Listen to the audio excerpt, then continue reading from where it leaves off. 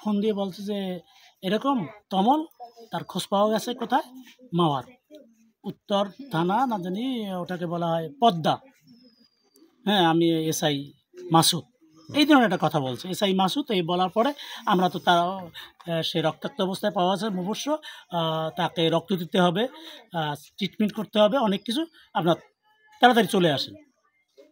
এই অবস্থা শোনার পরে আমি বাড়ি থেকে আবার তাই এদিকে আমাদের যে সুব্রত মেম্বার আছে ওরে বললাম যে সুব্রত তুই থানায় ঢোক, থানায় যেহেতু আমরা যে কোনো ইনফরমেশন পারলে তাদেরকে জানাইতে হবে যে এইরকম একটা ইনফরমেশন পাচ্ছি, এই নাম্বারে কথা বলছি, আপনারা দেখেন এটা কী অবস্থা। সুব্রত যাইয়া ওই নাম্বারটা, যে নাম্বারে আমাদের সাথে ফোন করছে সেই নাম্বারটা দেওয়া হয়েছে। দেওয়ার পরে উনি অর্থাৎ প্রকাশ বোস যে আমার ইনচার্জ যে আমার কেসের এই তার কাছে, উনি সেই নাম্বারে ফোন দিয়েছে, ওনার সাথে কথা হয়েছে।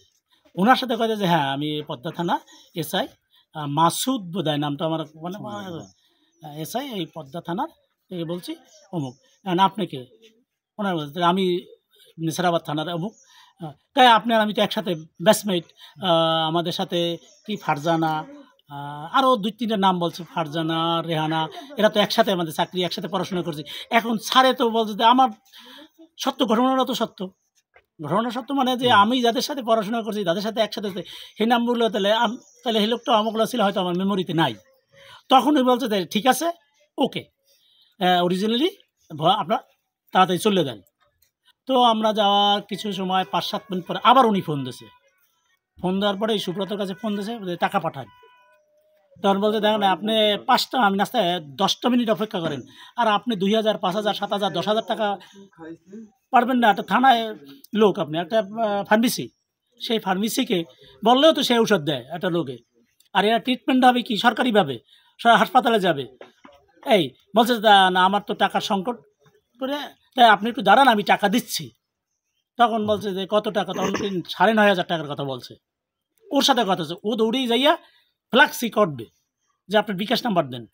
ও ফ্ল্যাক্সি কাজে তখন আবার একটু এরম কেমন কথা বলেন, বলছে আপনি 2,000 টাকা আমার আপাতত এখন মোবাইল আছে, আমি 2,000 টাকা পাঠাই, আর আমার তো লোক ওখানে পৌঁছতে যাবে হয়তো আধা ঘন্টার মধ্যেই, মানে আমার কথা বলতেছে, গার্ডিয়ান পৌঁছে যাবে, তো 2,000 টাকা পাঠায়, কারণ আপনি খয়রাতের মতন কথা বলেন, আমি খয়রাত চাইছি আপনার কাছে। তখন আর মেমোরিতে একজন এসআই এইরকম বাংলাতে বলতে পারে না, ও এটা টাকাটা পাঠাইলো না।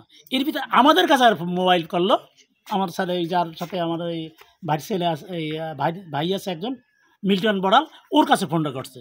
ওকে যে দাদা আপনি চিকিৎসা চালান, আমরা আমাদের 10 হইতে 15 মিনিট সময় দেন, আমরা গড়িয়ার পাড়া আসে গেছি, আমরা গড়িয়ার পাড় থেকে টাকা আপনাকে পাঠাচ্ছি, আপনি পারবেন না, এটা কেমন কথা। ওই সবাই একটু যে এই টাকাটা আপনি চালাতে পারবেন না, কেমন কথা বলেন।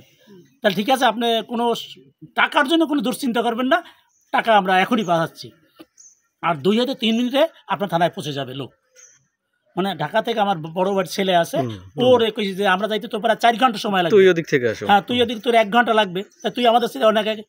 ও বলছে যে কাকা আমি থানায় আসছি, একটু মিথ্যা কথা। ও বলছে কাকা আমার 20 মিনিট লাগবে, আর আমি বলছি 2 হতে 3 মিনিট লাগবে, আপনি চিন্তা করেন না, আপনার কাছে টাকা পৌঁছে যাবে এখনই। এই তো আমি গড়িয়াপাড় নামছি, নামার পর আমার ভাই বন্ধু যে কাকা আমি কিন্তু থানায় ঢুকতেছি, মানে মোবাইলের কথা, ঢুকতেছি, আপনি 1-1.5 মিনিট অপেক্ষা করেন।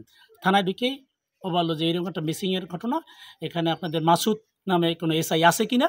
তখন বলছে না, এই ধরনের কোনো ঘটনা আমাদের ঘটে নাই, মাসুদ নামে কোনো এসআই আমাদের এখানে নাই। এই বার্তা পাওয়া গেল, আর ওনার মোবাইল নাম্বারটা বন্ধ।